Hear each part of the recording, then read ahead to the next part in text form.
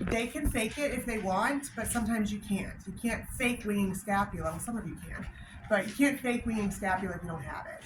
You can't necessarily, abducted scapula we can, kyphosis we can, hyperlordosis we can. So some we can, but I don't want that to be the part that messes you up. So your case will say, patient has this condition, usually some note about what they do for a job, so you can start to link it to an ADL modification. Then, very similar to the gait practical, you will tell us what could be causing that postural problem. So again, example, we just covered abducted scapula. So my patient has abducted scapula. That could be weakness of the mid-trap, low-trap rhomboids, not typically the rhomboids. It could also be tightness of the pecs or any of the medial rotators like lats or subscapularis. And then there'll be an envelope that you draw one of each out of. So you're muscle testing one thing and length testing one thing. All right? Then you're treating, but you are treating for the remainder of the duration. So it's not give me one exercise for each. It's now that you know what the data is, give a couple activities to address that, right? So again, let's say I drew length, tightness of medial, tightness of subscapularis, and low trap strength. So I am going to go ahead and put my patient probably in supine to measure lateral rotation, because if I'm measuring if my subscap is tight, right? Subscap is a medial rotator. It means I have to measure lateral. And then because I don't want to screw this up, I'm just going to stretch them right there.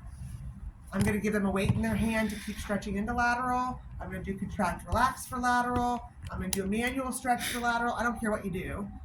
You may still do more than one, but at least now your mind is saying, I need to go into lateral, right? Because what I don't want you doing is standing up and doing this stretch.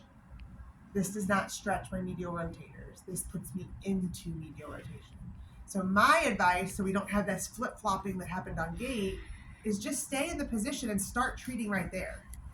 You can always do more, and you'll likely need to, but now you're thinking stretch into external rotation. And you can write that on your paper, stretch into external rotation. That way, if you have to come back to it, you're like, okay, stretch into external rotation. It's written right for you in your own words. And then I'll lie them prone, and I'll do my low trap strength test, and they'll do terrible. And it'll be like a 3-. And I'm going to try to figure out how I want to strengthen the low trap. And so I might just even have them lie prone and just keep their arm rested on the table and just have them do the motion of low trap, scap squeeze. Right? And then I can think, you know what? You're not going to be lying down much of your day. You work in retail. So let's sit up and do one in sitting. I want your arm propped up, and then we're going to do low trap in sitting. And then, okay, you're doing pretty good with that. We can progress it. Some of you guys will not be doing pretty good with that. So don't progress that one. You might go, I still have 10 minutes left. What am I going to do now? More posture. You can do still rows. Okay? Even though your thing to test was low trap, if you've got time remaining, we know it's never just one thing. Fill it with what you know you could do to treat posture. You have to at least address the thing you were told to address, but you can always do more. No PT script in a plan of care that I know of is going to say strengthen low trap only. It's going to say postural strengthening, include low trap, whatever else. So then go back to posture to strengthen. Okay? And then you need an ADL suggestion for sure, because this is posture. An ADL suggestion, remember, is not an exercise that they do 10 times a day. It is a position, a prop, an adjustment to what they have to do in their day to decrease the problem. So that can be ergonomic adjustment of a desk. That could be when they're standing, they're in too much lordosis. So, put your foot up on a stool when you're at the cash register. A sleeping position if they've mentioned sleep issues. I can't think of one right now. Make sure you have them do it. Even the positioning at a desk, you can be like, okay, grab an object or your phone and be like, do you see how you are at the desk and your screen's down here? Do you see if you lift it up, how your head is have them do it so you don't have to take off the points. Yeah. Doing your emails. Yeah.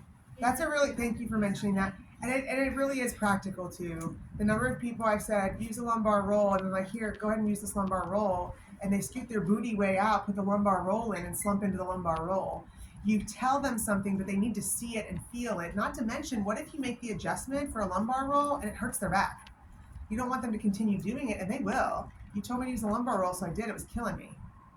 You know, so just have them do it once or simulate it a little bit so that they can see, do they understand it, and they can see what it feels like. Okay? Last thing, blood pressure is on this one. Not directly related to posture, but you're about to finish the semester, and we used to do these on every single practical, so you do have to take blood pressure, and we'll be doing blood pressure throughout the spring in neuro as well. With the car mirror analogy. That's an ADL suggestion. Yeah, I know. But I'm saying like, how will we show them? Kind of like. Oh, how would you mimic that? Yeah. I would just have it be the sitting thing. Okay. Like when you're sitting and driving, have them sit in their chair. And now if I say to you, look in your rearview mirror, now I'm going to lift it. I'm going to adjust it. I'm going to have you sit up nice and tall. And I'm going to adjust it. Now slump. You can use your phone again. Okay. Can you see it as well now as you could here? Okay. They'll see the visual. They'll kind of understand it. At least have them kind of demonstrate the postural change that would occur. Okay. Okay? All right, let's go ahead and take a break till 9:30. When we come back, we'll switch gears into all of our lab stuff for data collections and everything else for posture.